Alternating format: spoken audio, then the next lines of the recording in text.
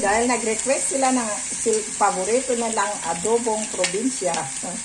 Yan, nagluto tayo yan. Ang sahog lang po dyan is, bawang, asin, wala siyang toyo, bawang asin, saka, what do you call this one? Paminta.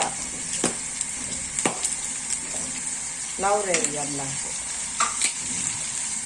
Pag nag-adobo tayo ng adobong probinsya na tinatawag, take time tayo. Kailangan may, kasi kailangan medyo maluto yung taba.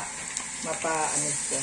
Pero iba gusto na rin yung ganyan. Pero ako gusto ko yung medyo lutong-luto yung taba. Hindi naman masyado, pero medyo. Yan parang hilaw pa kasi eh. Pero okay na. Sa iba naman tawag ito. Mula-mula na.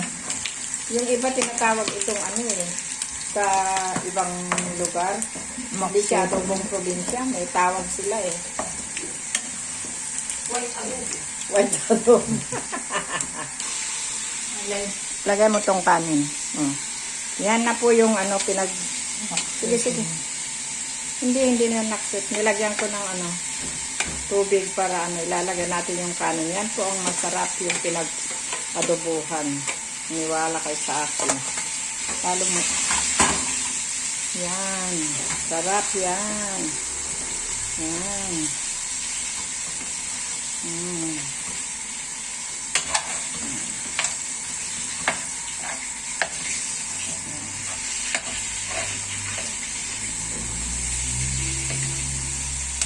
Ayan, baka magtaka kayo bakit pula yung bigas namin. Kasi po bumili ng brown rice, 5 kilo. Hindi naman nila pala kayang kainin kasi matabang daw. E di hinalo na lang namin sa kanin para maubos na. Ayan.